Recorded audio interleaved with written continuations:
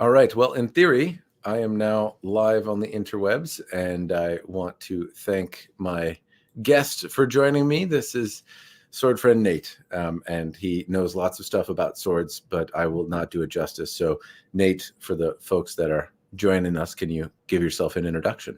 Sure. Yeah. So I'm Nathan Clough. I'm the one of the co-owners of Arms and Armor. I'm on the board of the Oakshott Institute, and I make swords for a living, which is pretty incredible.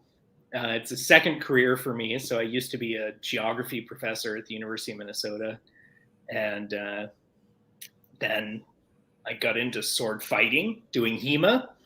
And through sword fighting, I realized that one of the most famous makers of historically accurate European swords in the world was in Minneapolis. And it was Arms and Armor. And I only had to teach a few days a week. So I ended up going down and hanging out at the sword shop at Arms and Armor. And after a few years of that, I was like, you know what? Screw the university. Going to invest in the shop, bought half the business, and I've had the privilege of the last, I guess, like 5-6 years full time just learning how to make swords from the guys at Arms and Armor, which has been pretty incredible. And Is your educational background in your subject, was it in geography, or did you also study like medieval history or blacksmithing or other some sort of nerdery related to swords? So my bachelor's degree was archaeology. So as an archaeologist, I worked as a field archaeologist for a couple of years before going back to graduate school for geography. And I was studying cultural geography, mostly looking at social movements. So as a social scientist, right? And I had an interest in sword fighting, mostly because I was studying political movements that were trying to use ideas of the historical past to try and advance their political goals. And I was like, oh, I bet sword fighting is kind of interesting to certain kinds of political movements. And it was, but it turns out sword fighting was actually way more interesting than the politics of any of the people who were doing it. So I just went down that rabbit hole and never came back. So yeah, I'm a PhD geographer, but full-time sword maker and sword studier at this point, which is pretty sweet. And I got really lucky at Arms and Armor because I guess there's 7 of us who work there right now, and 4 of them have been working there since 1982 and 1983. And they've just really dedicated their lives to learning about historical swords, how to remake them. And it's been just this wealth of knowledge and information to come in there and be taught by them, and then try to build our business, reconnect with the world. So when you started at Arms and Armor, how sword nerdy would you say you were in comparison? I was sword enthusiastic, and I got nerdier and nerdier the more time I spent down there. And it was kind of a cool situation where I could start playing with these swords at the same time that I was able to access the original swords in the Oakshott Institute, really get this kind of education based on these historical original pieces. Right? And go in the other room and be like, all right, we're trying to make a 15th century longsword. Let's go down the hall and we'll put on white gloves and hold one and see what we can learn from, looking at this original piece. What things, like, it sounds like coming in as an enthusiast, right? And now having dedicated the better part of a decade to it. Mm-hmm. I'm sure there's other facets as a business owner that are nuanced, but when you talk about just the swords, like what's a thing you never thought you would love about them that like you really find more fascinating than you expected? Oh, sure. I mean, it's the transitions in these medieval swords the way the shapes transition in the blades and hilts, I find fascinating. And so I'm giving a lecture at the Valley of the Sun cutting tournament down in Phoenix next weekend about swords that are not diamond cross section. Right? Medieval swords that don't just have this kind of flattened diamond shape. And that's the kind of thing that fascinates me, looking at these swords that just defy all my expectations. We think of medieval swords and we mostly think about kind of, swords with a diamond cross section. Right, there we go. In the blade, right, that tapers out, that are fairly stout. Usually they have a handle that two hands can go on. And those certainly exist, right? They're out there. But when I look at the variety of these medieval pieces, they just constantly blow my mind.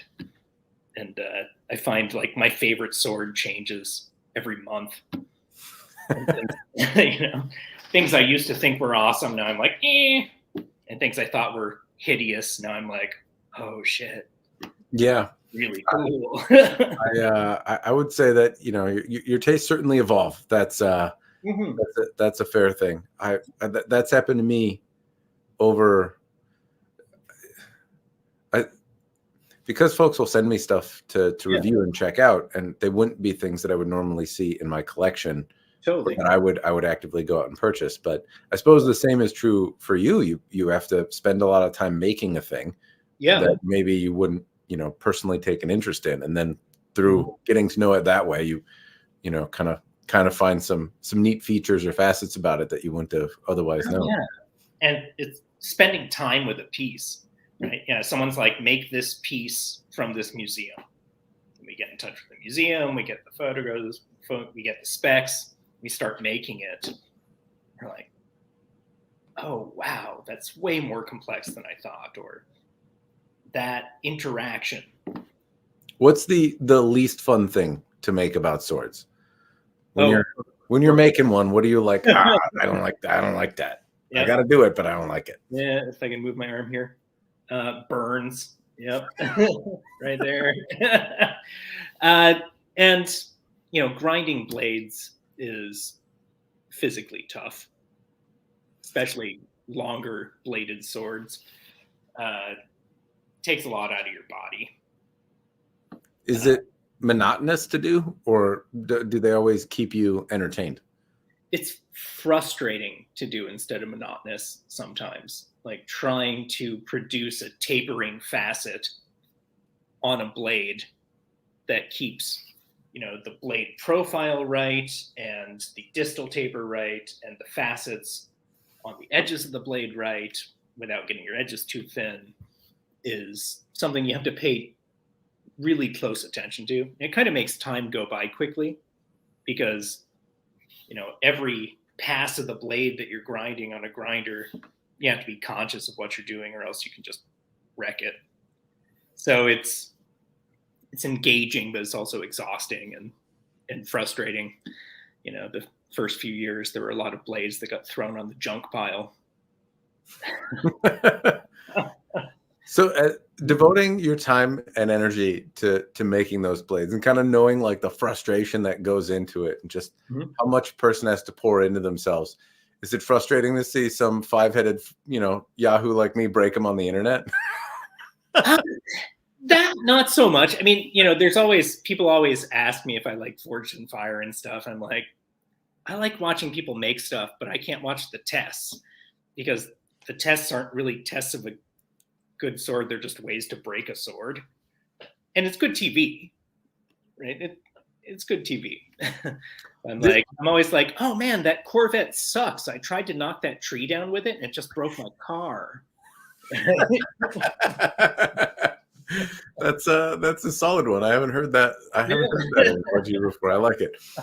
Do you like when I think of some of the dumb stuff that I do with a sword? I mean, obviously, I try to test the things that a person might normally do with a sword, so I can evaluate that part too. But then, how many licks does it get to the center? Take to get to the center of the Tootsie Pop is certainly something that's become a shtick for me. Sure. But I think of a battlefield as like, people are trying not to get poked. They're wearing hard metal objects. Helmets are Yeah. no joke. I know shields and other things that you might encounter on the battlefield might not be the same as like a 1-inch thick metal rod, but Sure. some of the other kind of more abusive targets that are out there Yeah. don't seem entirely dissimilar to some of the kinds of stresses that could be encountered on a battlefield. Or am I Oh, no, am I all wrong in kinds of that? things happened. And, if we look at medieval illustrations of battlefields, the battlefields are littered with broken weapons, right? It's one of those fascinating things as a weapons maker that you can make a sword that is hard to break, but a sword that's really hard to break is also a sword that tends not to behave the way a sword should in a sword fight. Right? So it doesn't have the kind of dynamic movement capabilities that the manuscripts about fighting tell us how you should be able to move. And they have little in common with historical pieces, which tend to be really thin and light.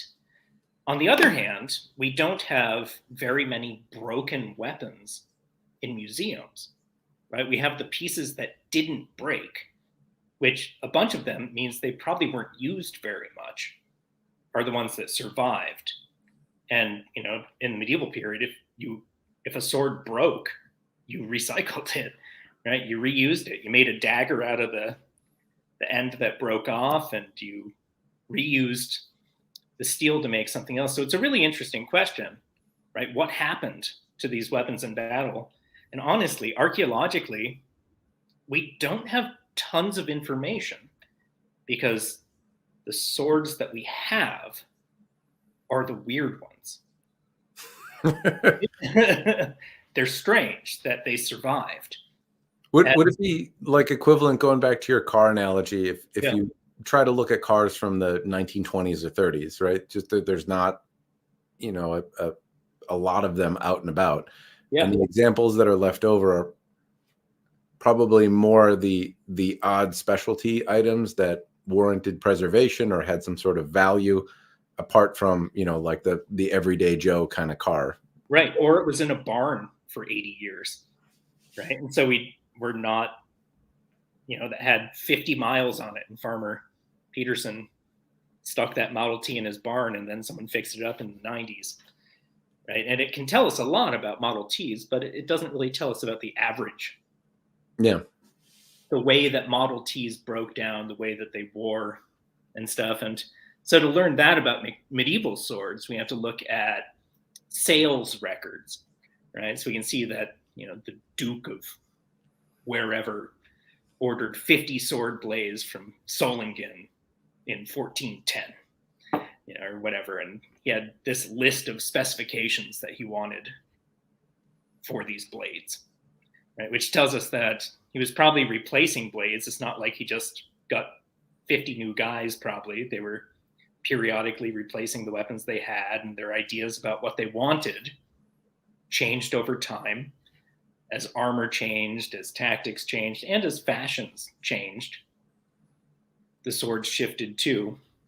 It's kind of like guns. If you look at AR-15 guys, right? There's all kinds of ways you can customize these things based on a whole bunch of ideas about how they'll work in zombie apocalypse situations, right? And you can have a whole bunch of different arguments about, what kind of relief you want on your scope. And that it dawns on me, like archaeologically, if folks are looking back at our time now, like how much human energy goes into preparing for the zombie apocalypse. Right. And just like some future person being like, were there zombies? Like, why were it doesn't, like, I can imagine some scholarly debate in the future around like, no, there must have been zombies because totally. the whole society would not devote itself, its media, scores of products and like preparedness situations existed and training camps that wouldn't exist for a pretend thing. No, exactly. And like 20% of medieval swords are specifically for zombies, right? You're like, so, I mean, come on, just because we haven't found a zombie, obviously all the signs that zombies existed are there. Exactly. The people then wouldn't have been so stupid as to waste their time on this meaningless thing that they knew didn't exist. That just, I have more faith in humanity than that. No, totally. And like, this is the thing about the medieval period, is they were exactly as dumb as us, right? There were all kinds of stupid fads that happened, and they were exactly as smart as us and as dumb as us. So some of these, so I was at the Higgins Armory at the Worcester Art Museum a few months ago, and we were looking through some of their collections, and they have this crazy sword they call a boarding sword, and it has like this jagged, toothed blade on it, and like a spike at the point of the sword that's like 3/4 of an inch square and 6 inches long. And I can't think of any use for this sword. Like, I've held it and examined it, and it holds okay. It handles fine, but I can't think of a single reason someone would want a sword like that, except that someone was rich and they had an idea. And they were like, hey, can you make me this? No, it's got more. Yeah, more. Make those teeth this big, because the teeth on it are like 1.5 inches long. They look like megalodon shark teeth. And I'm sure they had a plan. And I'm sure the sword survived because it was just an oddity. Right? No one ever used it. And they're like, oh, grandpa's weird sword, keep it on the wall. That's fair. I wonder how many times we've been misled because of like there was just some asshole with an idea. Oh, totally. I imagine like if there's like if Yellowstone erupts and my basement is buried under, there's going to be a lot of questions, about the collection that's here. There's going to be a lot of like, what? So why? Yeah, right? I mean, it's like if you look at Leonardo, Leonardo's drawings of weird flying machines and water clocks and all this stuff that, is from this late medieval period. You can see this kind of whimsical approach to trying to make new things that are cool and accomplish new stuff. And he didn't really make most of that stuff. He just kind of drew cool plans for it. It was a thought experiment and original influencer, Leonardo da Vinci. Exactly. I don't make anything. I just draw it, and then Yeah, exactly. People will like try and make this weird helicopter, and we'll see if it works. Someone will make a film about it someday. Did he ever make any sword designs? He didn't, but Donatello did. So there are some swords that were designed by Donatello. And why wasn't Donatello the Ninja Turtle that had the sword? I know, this is the question. I blame historical illiteracy among comic book creators. Next, you're going to tell me Michelangelo had nothing to do with nunchucks, and actually, he invented the nunchuck. Yeah, so these swords, there's more we don't know than we do about medieval swords, which is kind of crazy because we have so many strong ideas about them. Right? We've got our culture is deeply interested in these things, and we've got a bunch of ideas about how they worked. Some of those ideas are probably true. Some of them probably aren't, but we have such a lack of information in some areas that it's hard to parse what's true and what's false. Even looking at like the Oakeshott Institute collection, right, where we have 120 original pieces, they're mostly pieces that Ewart Oakeshott collected, which meant they were swords that Ewart liked rather than being representative of swords of the past, right? So I think that Ewart kind of liked swords that were light and that were nimble, and those are the ones he tended to collect. And pretty much all of the collections in museums are like that. They're swords that have been curated over the centuries. Some of them, like the Castillon finds or the Alexandria Arsenal swords, are things that were discovered en masse, kind of archaeologically. But most of the swords that we have We don't know very much about where they came from. They were sold on the antiquities market, between, the 1850s and World War II, and no one kept track of where they came from. They came out of some estate or some castle. So archaeologically speaking, we don't know very much about them. And we don't know what kind of selection bias was there that caused certain swords to be preserved and certain swords not to. So we have kind of a mystery when we're trying to figure out what actual medieval swords writ large were like. And it makes it more exciting, right? It means that when we make stuff or we play with swords, we're doing a kind of archaeology, right? We're saying, oh, I pick up this sword and it handles differently than I thought. It just gave me a kind of a scary thought, though. Mm-hmm. I was thinking, like, all right, so we like swords, and I would imagine, like, if you're into a thing, you probably care a lot more about it. You try different things. There's different aspects of something that excites you. I've become over time a bit of a beer snob, and so, like, if the only things that 100, 200, 500, 1,000 years from now people were able to find about beer from this time was like Black Stack Brewing. It's a local, for those of you not to Minnesota, it's a wonderful local brewery that makes delicious, wonderful, like, microbrews. But if they found these kind of microbreweries that made amazing, tasty beers, and then everyone had the idea that, like, this was what alcohol was like during this time. Sure. And I'd be like, don't dig too deep. You're going to find Bud Light. You're going to find how. Oh yeah, right. Don't let's just keep the idea that that's what that was, and that everyone enjoyed delicious, tasty, wonderful beer, and, and that Bud Light wasn't a thing. It wasn't, But then,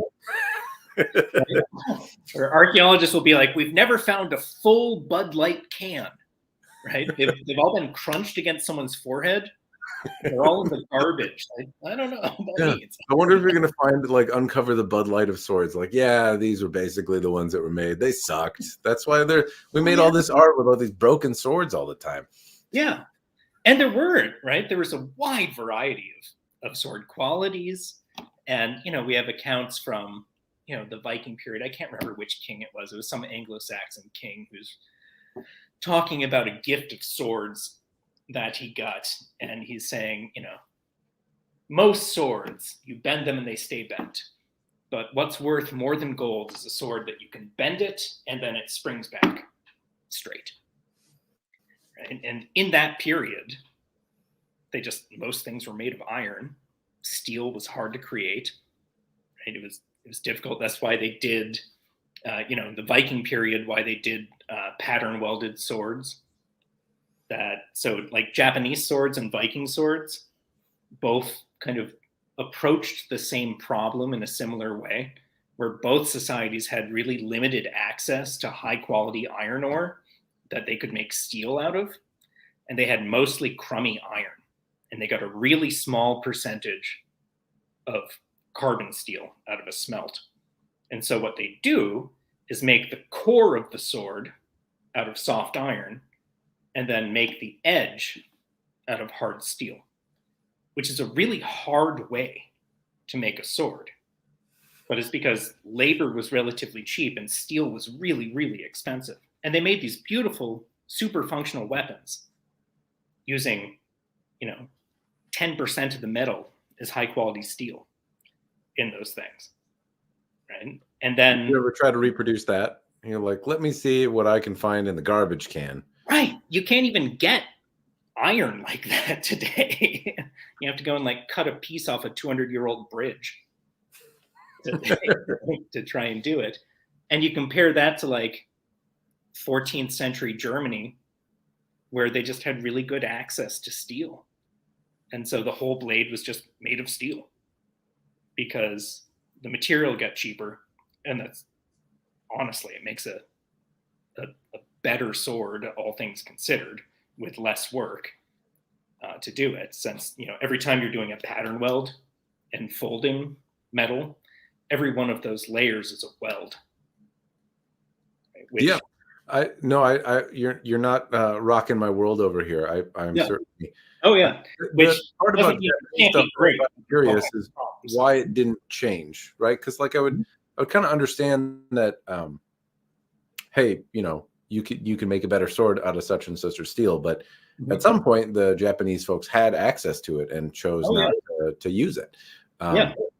So I kind of wonder like what that decision making process was like, or why it didn't kind of why the hard way was the way that was continued. But I imagine there's probably nuance and context to that. Well, for sure, and it's anthropology. Like, I mean, the U.S. government paid anthropologists in the 1940s to study the Japanese Empire to find out their weaknesses, and they were like, "Oh, the Japanese are super conservative." Right? They really love tradition, which I'm sure that's a part of it. But another part is they figured out a really beautiful way to make really beautiful swords. Right? And it took tons of skill to do that, and it was worth saving. Yeah. Still, because it's a beautiful thing. Even if it wasn't the most practical way of making, martial weapons after a certain point, it was a beautiful art. I'm super happy that people continue to do that. So speaking of as a seller of swords, a person that's you work for a company, you own a company that's been making swords a long time, has a long-standing reputation of making all sorts of different kinds of swords. Yeah. What do people usually find interested in? Is it do you find people that like, is your customer a lawyer that wants a sword on a wall? Is it a HEMA practitioner that wants to feel the real, as close to the real thing because that's what they're trying to study? What? Yeah. Who buys our market is mostly collectors who are really into historically accurate pieces. And so, when we got started out, it was because my business partner, Chris Poor and Craig Johnson, in the early 80s were going to museums and they really loved the swords behind the glass. And they were like, oh, I want to make one that really looks like that.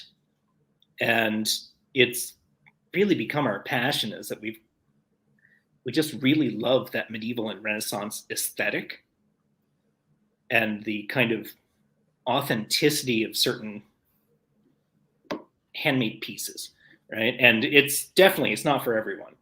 And it's we have kind of a niche market of people who are really into that as their jam. They're like, oh, yeah, I can see how that was stitched. That's cool. And oh, wow, that looks so weird to my eye. But then when I look at these 600-year-old manuscripts, right, the swords have this characteristic that's so strange to us today. And I really dig that. And so sometimes we make weird swords that appeal to us as history nerds instead of as kind of modern folks. And I find my favorite sword changes like every 3 months. Like, and it's usually ones that I hated before. And I'm like, oh, that one's cool. Is there a sword that you didn't like, grew to like, and then like made a copy of? And if that happened, what were some things that maybe you found out about the sword through the process of making that you couldn't have picked up otherwise? Yeah. So one of the ones that I've been recently starting to make is one from the Higgins in Massachusetts, where I was helping my friend Dale Utt, he's the director of 3D modeling at the Cleveland Museum. And he produces super high quality 3D models of swords for museums, swords and armors and artifacts. And so I went with him to Worcester, and we were working with Jeff Forgang, the curator there, to make some models. And there's this sword that it's like 1550. It's probably from Venice. And the pommel on it is, it's probably like 3 inches across. It's a circle, but it's only about half an inch thick in cross section. And it has a scallop shell carved into it. And then the whole guard on this thing just looked super clunky and weird to me. It's like, that is one of the ugliest swords I've ever seen. And then I sat there for 2 hours, slowly turning this turntable it was on so that he could take 5,000 photographs of it from different angles to make this 3D model. And the whole time I was looking at it, I was like, huh, the knuckle guard is rectangular on it. And right where the knuckle guard meets the quillin, it shifts to being oval. And then the arms that go up to create the top guard are square again, and then it's oval. And just looking at the way that the smith made those transitions, it was beautiful. Right? But it was such a foreign looking sword to me. Like, it just, all of my prejudices were triggered by it because it was like and weird. I was like, that thing is lame. And when I walked out of there, I was like, I have to make that sword. It's so crazy. Like, it's cool. And now I'm kind of obsessed with it.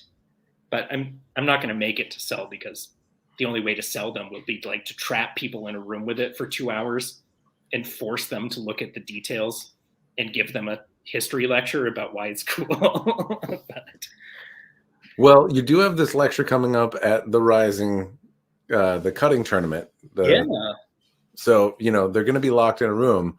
That's true. It might be a good chance, Yeah. A chance I'm going to show them a bunch of these 3D models. Yeah.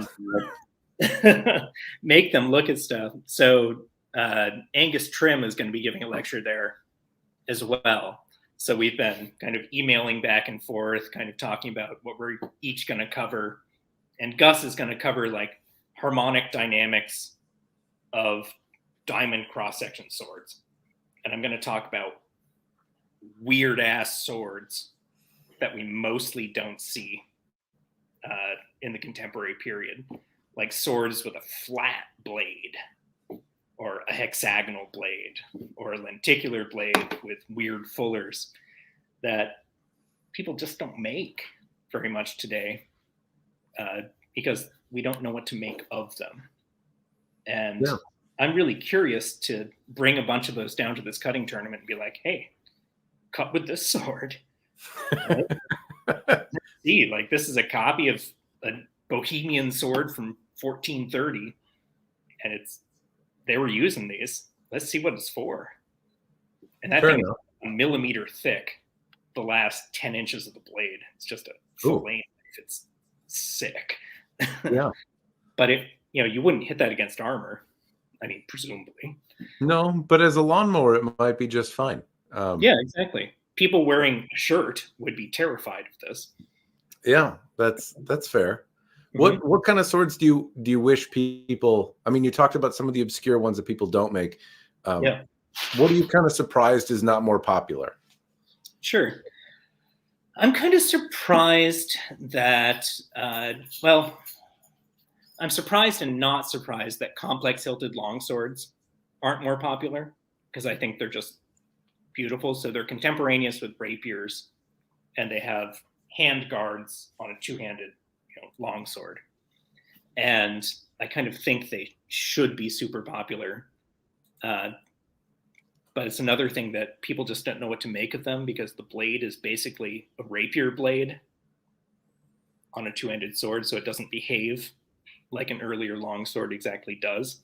Do you make a model of that at Arms and Armor? I can pull up we have made some. So like the Swiss saber, the famous Swiss saber from the Wallace collection, is an example of one of these, although that's single-edged. There are a bunch in the Wallace collection. There are some at the Higgins. There are some at Philadelphia. But they're just, they're late. They're like mid-16th century longswords, when people mostly weren't wearing metal gloves. And so they wanted protection built onto the sword instead of, wearing gauntlets. And that sword from Worcester, I was trying to find a photo, but their e-museum site is down today. So if you click on anything from the Higgins, it doesn't seem to be working. I was trying to find that in the background a little bit, because Yeah. you're talking about some complex stuff, and Yeah. and Mhm. so I was like, what would help is if there's a picture, I know. there's a good I saw host. it today. I was like, seriously, your website's down? But here is Yeah. there's one of I think that's the Swiss saber, right? That is the Swiss saber. Yep. And so that is a long sword with a complex guard, and it is contemporaneous with rapiers. So, 1550s, 1600 type time period. Yes, there's some other good ones too. I think those are from the Wallace collection as well. And so we're working on actually a couple of those, prototyping them out to see which ones we can actually produce effectively. And the Swiss saber is you can make a not very accurate version of that sword pretty easily, but the geometry on the blade to make it behave the way it ought is super complex. And yeah, this doesn't look easy. No, nothing about that strikes me as easy peasy. It looks like, I mean, the picture is a little rough here, but it looks like it has a central ridge that runs all the way up to the tip, so it's probably got some rigidity to it. Yep, it definitely does. And it's a single-edged sword, and it's a really famous example, but it's another really weird one where there are only a few examples of these things that exist out there, and it's become super iconic, but we really don't know if they were a popular weapon, or if there were just a couple of cool examples that were made that the Duke of Sussex had or something while he walked around looking noble. Yeah. Well, let's make them popular. That's I think so. I think we should. I don't I can see why that would be fun. The Swiss saber is actually one that I would really love a chance to check out, because I like katana. At least I'm more familiar with single-edged swords. Yeah. And but at the same time, it's in the wheelhouse and out of the wheelhouse at the same time. And all the crazy hilts and stuff. It seems like very few people outside of Arms and Armor do it. It was Arms and Armor. You guys made some rapiers and some, I would just say, things with complex hilts. There's been some custom examples I know that have come out of the shop, and but it doesn't seem like there's just even a lot of people that do it. Even custom makers seem to steer kind of clear of the rapier or complex hilted stuff. Yeah. And then there's Winless, and LK Chen, I think, has started offering a few different pieces, but it's still a pretty limited market there. Oh, it is. And mostly it's, my understanding is that those guys, to make inexpensive ones, are casting the hilt as a single piece, which it takes complex casting facilities to do that. The only other way to make them is just to make them by hand, which is, how we make our rapier hilts. And that's why most other production makers don't do it, right? There's no easy way. You sit there with a torch and a vise and pliers, and you make it, right? And you look at it from every single angle, and you spin it around, and you try and get all the symmetries right. So it's, making a rapier the hilt takes at least 30 hours of work to make a rapier hilt. And that's one of the reasons we can't really expand our offerings on some of these things. Like, well, there's really a limited number we can actually make, and it takes years to train someone. So, but which is, it's more fun in some ways to be a workshop than a factory. I suppose. I don't know. Expansion's a good problem to have, but not if you can't. Exactly. That's definitely been our problem. It's been our stumbling block over, since COVID, when the government gave everyone a check for the amount of money that a sword was and told them not to go outside. for a couple of years. I mean, we're still working off our back order from COVID. From COVID, mostly of complex hilted stuff, like just rapiers and things. There was no way to speed it up. All of a sudden, orders tripled for like a year, and we're like, all right, it's going to take 3 years to make swords. Let us know if you want your money back, but you're in line. Wow. Well, that would be. Is that like a scary thing? So I'm not sure how it works. You get. Do you take payment up front for the sword and just say like, hey, you can have a refund if we haven't started, or? Yeah. So when we had just made our new website right before COVID, which allowed people to just pay for a sword, and always before that we took a deposit and then the remainder was due when the sword was done. And so we had a marketing friend who was like, no, we'll make this website, people can just pay. And then we were like 8 months into COVID, we were like, no, we are changing this back. It's $150 deposit because all of a sudden we have $100,000 in rapier orders. That okay. Yeah. Well, I in the background of my mind, I think of the supply chain businessy side of things, right? Oh, so, yeah, for sure. If you're taking $150 deposit, then you finish the product, you get your money. There's a shop of 7 people is not a particularly large one, and so there's probably not this, like a come in and punch a clock kind of people, right? You have to dance for your supper, right? Because otherwise you don't get the money coming in. Yeah. But all of a sudden you get 3 years of pay up front. And then it's like, well, manage your money, boys.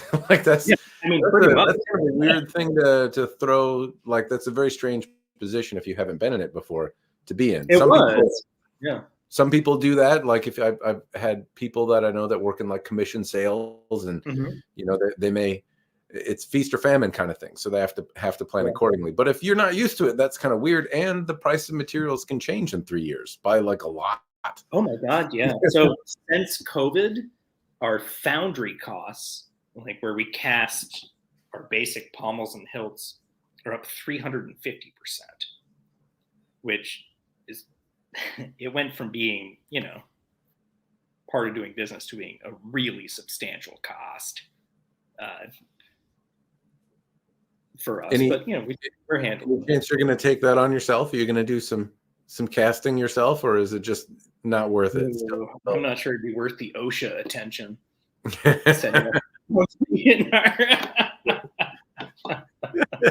Like those are heavy industries that regulators pay attention to. Yeah, that's fair. That's we did talk about it a little bit, but it I don't know what could keep that down, but I can understand though that like in 3 years you weren't expecting costs to raise 300%, and there's no easy way to account for that. So that's a scary one. Interesting problem. Yeah, it's just business, mostly you pay your bills, you pay your employees, and you thank God that your wife has a real job.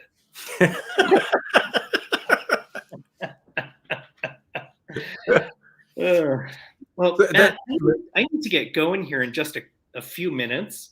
Okay. Sorry. I wanted to see if you have any. Maybe the medieval aesthetic would be a good topic to go on, and if you have any thoughts around it, more specifically around maybe what people want to buy and what you find frustrating about it. It's an interesting thing, right? Because sometimes the swords that we think are really cool, there are like 20 people who also think they're really cool. And we've slowly learned our lesson about trying to minimize the costs of producing a new prototype, like making molds and doing all this, this kind of research into a sword we're going to sell 20 of. Trying to choose interesting swords that maybe 50 or 100 people will like. Should be great. But honestly, like we sell a wide variety of stuff and relatively low numbers of all the things we do. So, in a year, if we sell 25, Dur bastard swords, that's fine. That's cool. And we sell 25 of another sword and 10 of another sword. And if there are 3 of another sword, that sword's going to get retired because it's not worth, keeping it in stock and on the catalog and stuff. But it's the joys and the perils of a niche market. Do you find that, like, I think of the Worthen rapier, for example, right? I had an early one that had the like backside of it on like the original model, I think. Oh, very early. Yeah. Yeah. So but I look at that and I thought one of the reasons I didn't mind parting with it, I was like, I'd like it to be, complete the same on all sides, which now the new versions are, but I want to say last time I looked, it was like $1,700 or something like that. Yeah. Do you find that there are people that are like looking at things on your site, kind of drooling over them, but the cost is prohibitive, or they're just swords that don't ever receive any attention? Yeah, I think so like the Caliano sword that we made for a bunch of years that we don't make anymore is one sword that it didn't sell. And in some ways it was too odd for people. Pretty much all the examples come from the Doge's Palace in Venice. It has a hexagonal sectioned blade that the end of it is shaped kind of like a house, I think it was supposed to look like a Roman gladius at the end, but it was a long sword with a cat's head pommel, and it's a really interesting sword, but it was not a sword that anyone wanted, it turned out. So we've stopped making that one. Yeah, there it is. Yep, that's the one. Yeah, and it's it's a really interesting late medieval Renaissance piece that no one else makes, and no one else makes it because no one will buy it. And so we're like, all right. I've never seen one come up secondhand. So whoever's buying them is keeping them, unless you literally have made 3, in which case I'm sure there's 100 of them out there somewhere. But that's not a lot, right? And the people who wanted them were people who were really into the early Italian Renaissance. And that was the only one that you could get. And so, we're thinking about doing some kind of like shorter run offerings for swords like that, where instead of just trying to stock it forever, we're like, all right, we're making 30.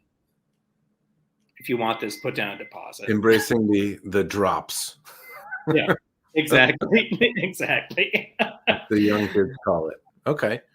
What about Arms and Armor's aesthetic in terms of like refinement, in terms of general fit and finish quality? Well, no, that's not the right way to put it. But I would say the aesthetic having more sign of human interaction than machined perfection. Can you talk a little bit about why Arms and Armor does it the way you do, and how you came to that decision? Yeah, I mean, it's mostly a love affair with history, right? And so when you look at these original historical pieces, unless it's the sword of the Emperor Maximilian, which he never used, right? I mean, Maximilian used swords, but the swords in the Kunsthistorisch that are Maximilian swords, they're super fancy and like perfect. They weren't swords for use. And what we really like are swords that are weapons and that are tools, and that appeal to that kind of martial sense of the medieval and Renaissance period. And that aesthetic was just way different from ours, right? So like when people look at a sword today, who are kind of, I would argue, used to looking at machined products, right? They're designed by an engineer to go together and produce this kind of seamless product. To me, they seem like a modern piece, right? And even if there are a bunch of great swords that people make that are technically really good swords that are engineered to go together. And to me, they just don't have very much soul, right? I find that I like the idiosyncrasies. I like being able to see how this thing went together. I like being able to look at the historical piece and look at this one and be like, yeah, it looks kind of weird to us, but that's what they were super into. And so maybe it's my archaeological background or something. I feel like I look at these pieces and I hold them and they teach me a little bit about the past, which I really dig. I can hold these pieces and be like, this sword being a faithful reproduction of a historical piece, when you use it, you can actually learn about the way they were doing things in the past. And if we update it and remake it for the modern age, there are things that are gained, but there are things that are lost too. And I kind of like having the whole medieval feel to it. But, you know, I've always been a little punk rock like that or something. Like, what's your favorite t-shirt? I found it in a parking lot. It has a band on it. That's fair enough. Different strokes, different folks. Yeah, well, absolutely. There's absolutely some stuff that you make that's more ornate, but even in the way it's ornate, it still has kind of not a ruggedness. And yeah, I don't know if that's the right word. It's not rugged or crude or bad, but there is like a kind of human element to it that is present. And oddly, if I look at Japanese style swords, which I'm a little bit more familiar with, then seeing really crisp, clean, flat lines, and they're using tools that are equivalent to what you'd find in the Home Depot $10 part special bin thing.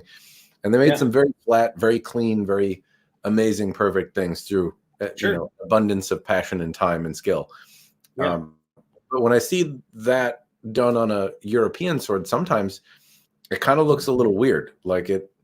Yeah, I'm just not used to seeing the line look like that, and so it's like uncanny valley territory a little bit.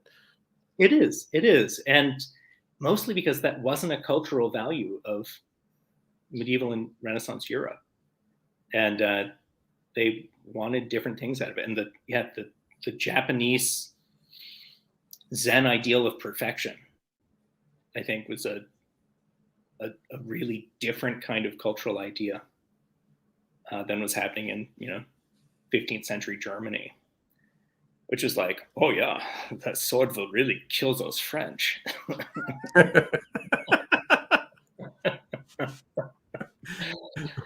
Well, I don't know a better note to end it on than killing the French.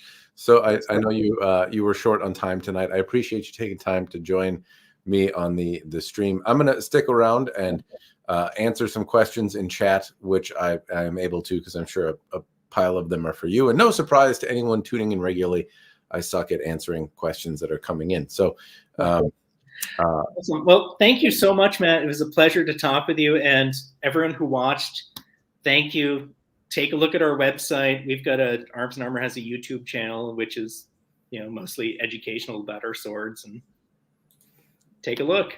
Yes, it's this website. I've linked your channel in the description of the video, as well as the Arms and Armor website. Go take a look.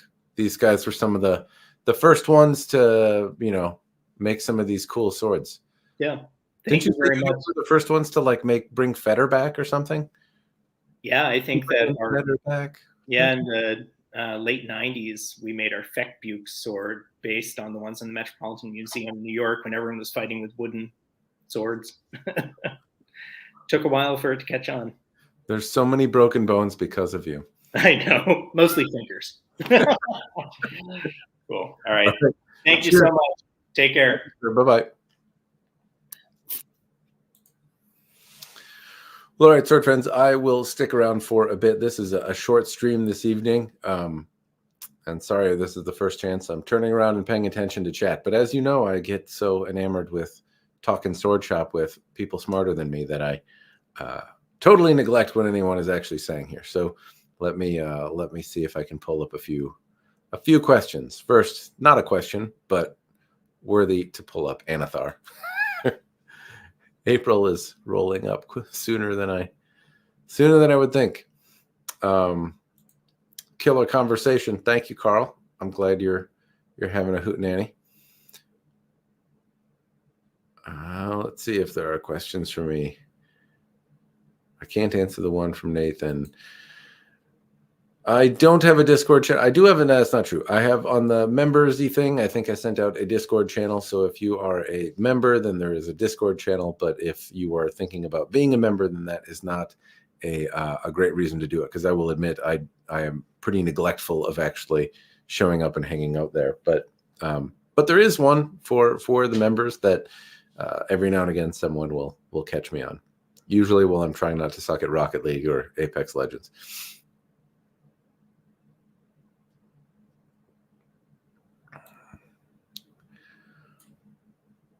Doesn't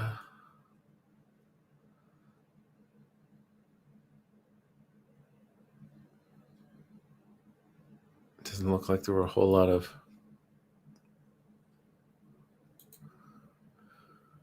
Matt. Which arms and armor pieces are you looking at?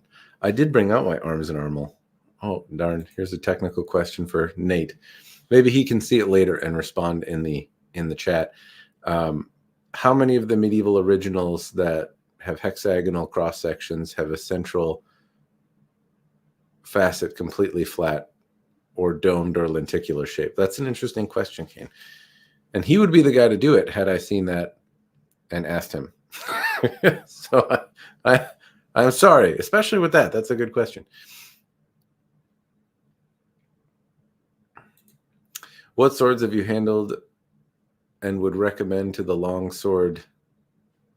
Recommend in the longsword, good cut and thrust with great point control. Well, I imagine this is probably something more for Nate, but when it comes to longswords, let me think. Well, I happen to have, on the topic of arms and armor, I brought it out just in case it came up. But this is the Schloss Erbach sword from Arms and Armor. And I'll admit, when I first got this sword, I really didn't think a whole lot of it. It has kind of a, I don't know, like a weird kind of crossguard area. The grip is a little bit small.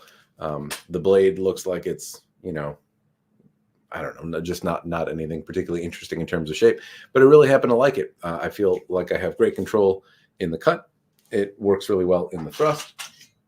Point control is great. I'm going to come back on camera and talk into the microphone, but I like type 18 swords, and that happens to be a type 18A. Definitely not a C, maybe a B. I can't remember, but type 18 swords I generally tend to like. They have great cutting potential and somewhat okay on the thrust, but point control, I can't say that I've had too bad of luck with them. Chris Fields at Sterling Armory also sent me a couple examples a while back to take a look at, and one of them was I think a type 18 sword, type B maybe. I could be wrong, but it cut really, really well. He put a keen edge on it. It was easy to move around, and I called it the eyelash trimmer because I felt like I could, if I wanted to trim your eyelashes, be so effective with the tip that I could do that to your eyelashes. So I would say that type of sword for me has been very effective at cutting, thrusting, and having good point control, but a little bit more on the cut than the thrust. But point control has not been bad.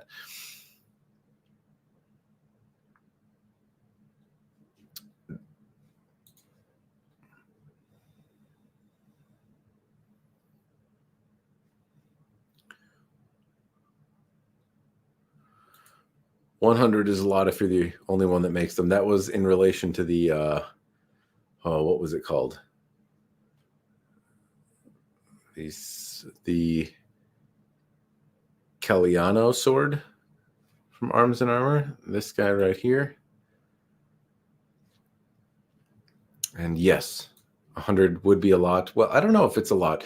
It's unfortunate that Nate couldn't stick around and gab with me more, but I'd imagine that if you have to put in time to research and making molding and doing tooling and figuring out how you make something well and being pretty accurate, that you probably want to make more than 100 of them in totality. I'm not sure on that necessarily, but yeah, it doesn't seem like it would be a lot spread out over time.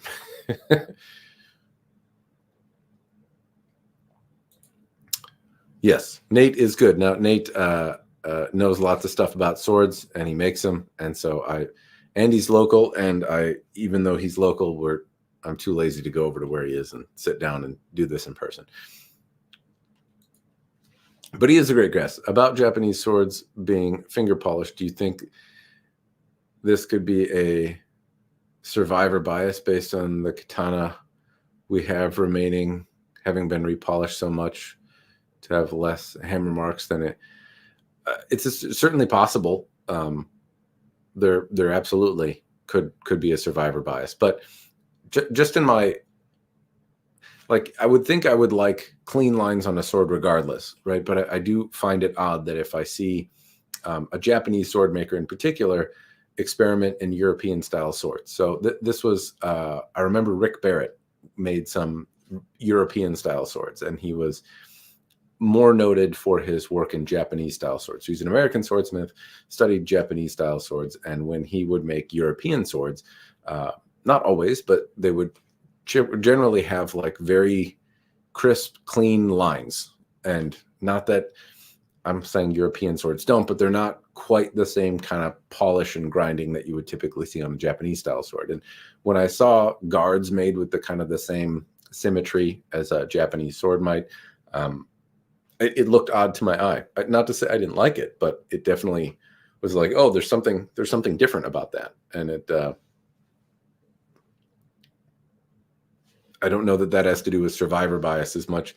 That could certainly be influencing the opinion, but just today, it seems odd when European swords have basically the finished quality of a Japanese style sword, or the same finished treatment. I don't want to say quality because it's not as though there isn't an element to bring out great amounts of detail in that. The various elements of finish work on European swords are not quality or an art form.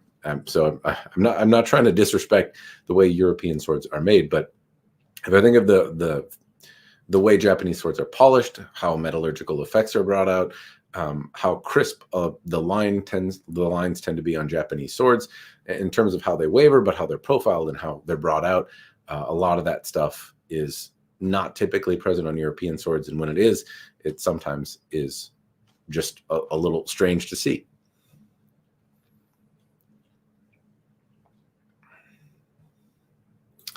I got to meet Yoshindo Yoshihara when I worked at Nordic Knives in Solveig, California. Now in Boise. His work is amazing, yes. I don't think he does a whole lot. I guess I'm not sure what he does. I haven't... I think I saw one of his pieces in a sword exhibit once, but I don't know that I don't have a lot of experience in seeing them. I don't know that I could pick one out of a lineup of other amazing swords. That wouldn't be fair. If you were like, one of these is Yoshindo Yoshihara and the other is not, and it was a lineup from Arms and Armor, and one, I might be able to pass that test. But anyway, all right.